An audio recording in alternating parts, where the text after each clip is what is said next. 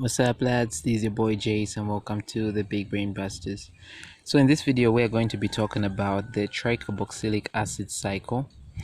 So this cycle, it is also known as the Krebs cycle or the citric acid cycle.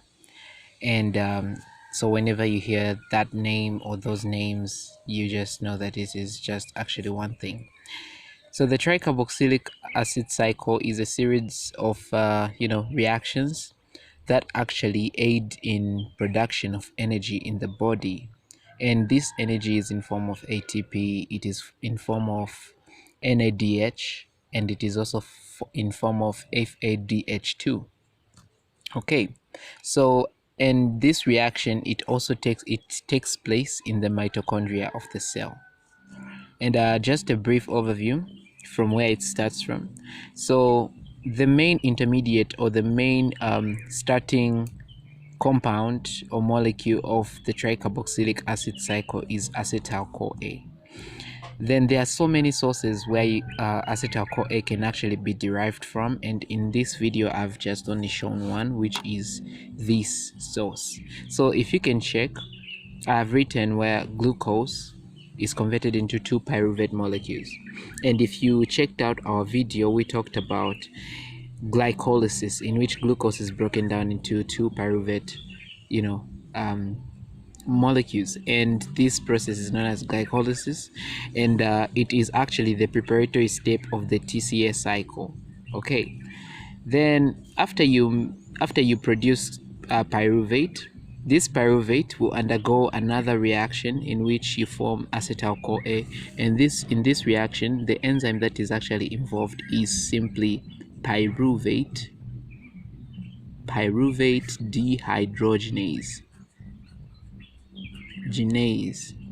and it involves simply, since it's a dehydrogenase, so meaning that a hydrogen molecule has been removed from there, and then it has been given to a proton carrier, which is NAD+, and NAD+ will be converted into NADH. Okay, so that's what happens, and in this reaction there is simply release of carbon dioxide molecule. Okay, so after this happens, you find that will form acetyl CoA. Then in the next step, so where now the TCA cycle starts, acetyl CoA will react with oxaloacetate to form citrate. So acetyl CoA is a 2-carbon molecule, and oxaloacetate is actually a 4-carbon molecule. So a 2-carbon molecule and a 4-carbon molecule react to form a 6-carbon molecule, which is citrate, and the enzyme that is actually involved in here is simply citrate or citrate, depending on how you would like to pronounce it, citrate synthase. Okay, cool. Then we can come to this reaction, the next one. So we are moving this way, so the arrows must be pointing this side. So in this reaction, there is citrate being converted into isocitrate. So in this reaction, what the enzyme that is actually involved is aconitase. And you must be asking yourself now, where is aconitase actually coming from? So this reaction is actually there is an intermediate reaction in which citrate is actually converted into aconitate, and that aconitate is immediately converted into isocitrate. So that is where the aconitase enzyme is actually coming from. Then we have isocitrate in the next reaction being converted into alpha-ketoglutarate. Okay,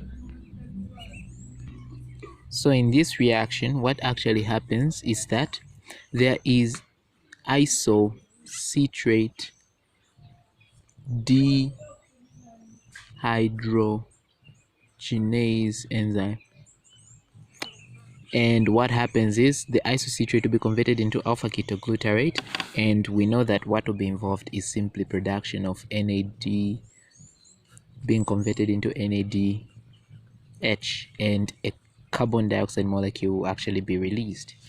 Okay, then we come to our next reaction, alpha-ketoglutarate being converted into Succinyl CoA. So here what happens is that an enzyme again known as alpha-ketoglutarate dehydrogenase.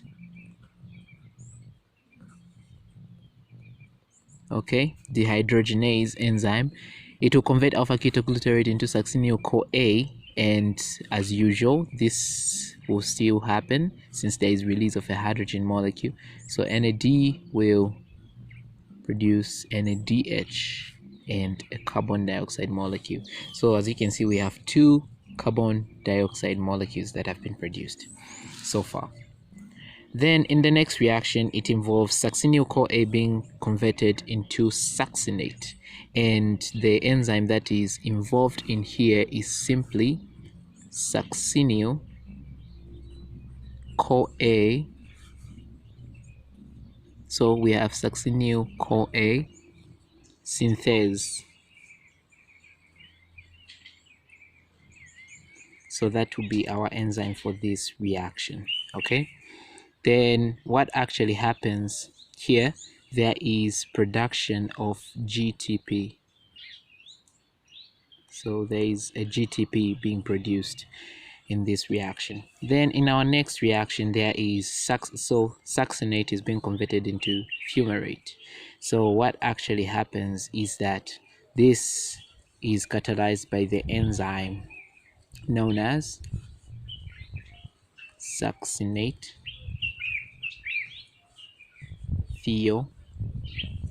thiokinase. And we know that since there is actually a since in this case now what will happen is that there is production of FADH2. Okay, so how I remember that FADH2 is produced here, since FADH and fumarate are actually starting with an F, so yeah, just use that to say, okay, so here in this step there is actually production of FADH2, which is a proton carrier. Okay, cool. Then we come to this step in which fumarate is being converted into malate. So what happens is that an enzyme known as fumarase is actually catalyzing this reaction. Then in the last step, malate is being converted into oxaloacetate. Okay, so in this case, the oxaloacetate here, the enzyme that is actually involved in this reaction is known as malate dehydrogenase. And what did we say a dehydrogenase always does? So always dehydrogenases, there'll be production of what? There'll be production of, so here we have malate dehydrogenase, and meaning that there will be NAD plus being converted into NADH, and here there is no production of carbon dioxide. So this is our entire pathway, okay, there as you can see. So after we talk about the entire pathway, the entire Krebs cycle, we also talk about the products. So here let's identify some things that we've actually produced throughout this entire cycle. So remember I said, or I mentioned in the beginning of the video to say the first this cycle actually begins from acetyl CoA, so meaning this is where we consider our products to be produced.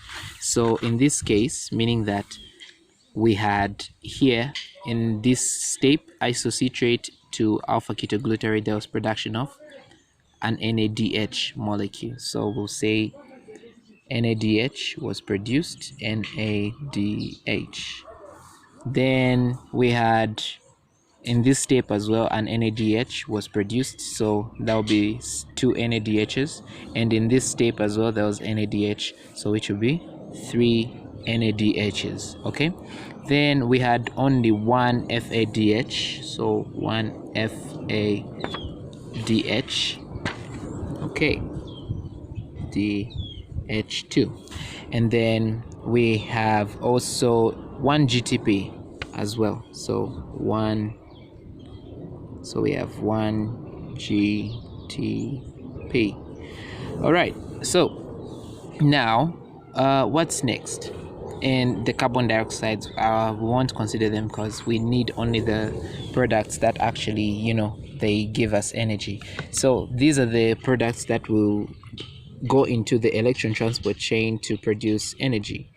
Okay, so now remember, these products is only when we consider one pyruvate, but then remember that one glucose molecule produces two pyruvates, so meaning that these products we will have to multiply them by 2. Okay, so meaning that in this step we will have actually 6 NADHs, 2 FADH2, and 2 GTP. Okay, 2 GTP. And you know that whenever you go into the electron transport chain, what will happen is that one NADH is actually equivalent to 2.5 ATP. Okay, then one FADH2 is equivalent to 1.5 ATP.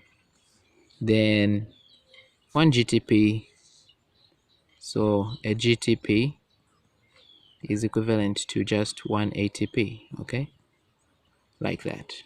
So then you calculate your yield, your energy yield in the electron transport chain. So that's it about the this is it about the tricarboxylic acid cycle. Hope you enjoyed the video, and please don't forget to like, subscribe, and share this video, and also don't forget to check out our other videos on biochemistry. Please enjoy your day.